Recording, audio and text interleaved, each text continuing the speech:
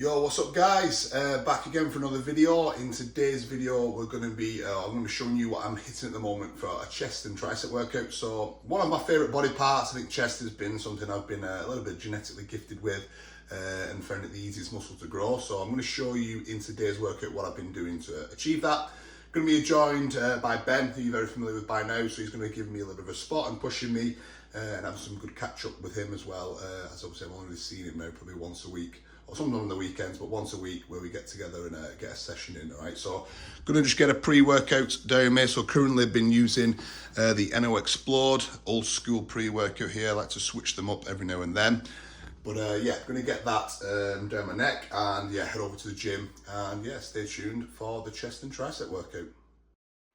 Yo guys, right, going to attempt this on a one-take wonder with the voiceover for today's video. So yeah, I'm going to be putting some little bits of writing up, just explaining kind of how many sets we're doing for these movements, what the exercise is itself. But yeah, just going to try and go through some form tips, over the voiceover for this as well. So things to think about on the plated press. You want to be getting a good range of motion on this one. Make sure the seat isn't too high, that you're pushing from a decline position or a lower position. So on this one, you want to really engage the upper chest and have the seat a little bit lower, so your arms are nice in line with your shoulders. And yeah, warm up as well. We do kind of 4 sets here, but we do 2 sets. One set with 2 plates aside, then a set with 3 plates, and then obviously the main working weight is obviously the 4 plates aside one. But we like to do what we call like feeler sets first to get ourselves primed and ready, and the main 2 exercises being the kind of last 2 sets where we go all out on the 4 plates. After we moved on from that pressing, we're still doing a pressing movement, but we want to change the angle up. So now we're going for a decline movement instead. This particular machine here actually converges as well. So by converging, it actually comes together, and that just gives you more of a peak contraction at the end of the movement. So you'll find that this movement actually gets harder the further away you get. It can look a little bit easier at the first part of the motion, but as you get towards the end, obviously that conversion really kind of attacks the pecs and makes it much difficult. So yeah, again, going 4 sets on here, 2 feeler sets with 2 plates and 3, and then obviously trying to max out on the 4 plates for at least 2 sets. All right. So after we did these 2 movements, they were our 2 main pressing movements. We moved on to some isolation stuff. So you can do cable flies, you can do dumbbell flies. Today we went with the pec deck machine.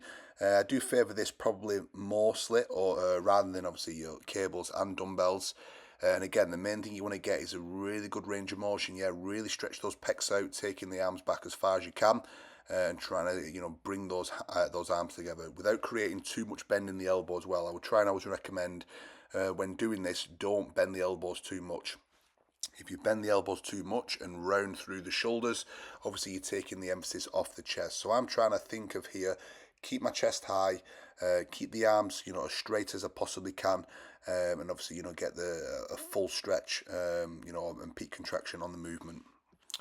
From there, we still wanted to obviously involve the triceps in today's workout a little bit as well. So we went on to some chest dips. So yeah, just finishing off my last few reps here on the chest flies, getting that good pump.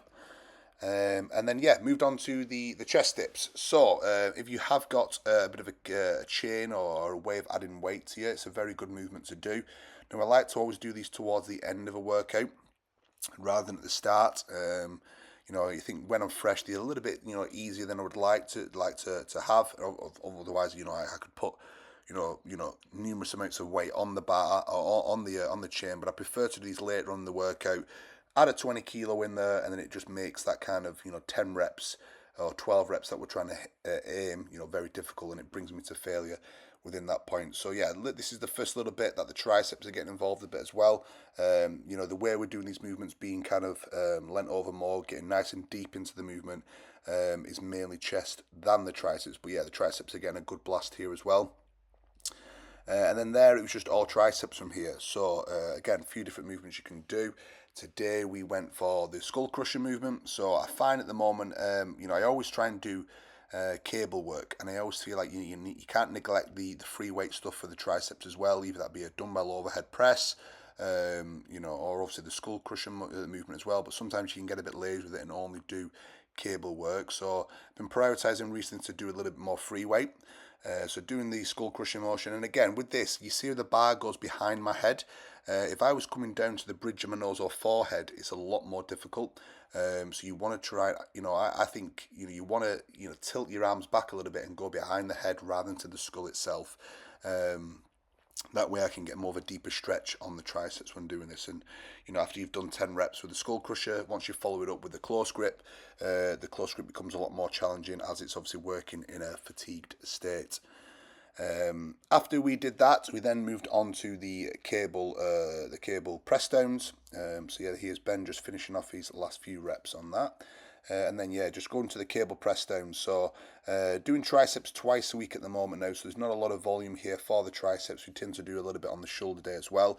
But yeah, nice cable press down. The sun had come out at this point as well, so I had a good excuse to get a little bit of sun action as well. But again, yeah, nice and easy. You're trying to get a full look out at the bottom, a little bit of a squeeze if you can as well. And then when you come up, if you can, just keep those elbows pinned by your side. All right. And that was pretty much it for the workout. We then ended with a little bit of abs as well.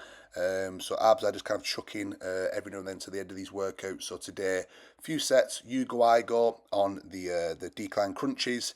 And that was kind of everything for the workout. So yeah, if you like any of the bits we've shown, give us a comment below, guys. And yeah, thank you for watching, and we'll catch you in the next video. All right, guys, peace out. All right.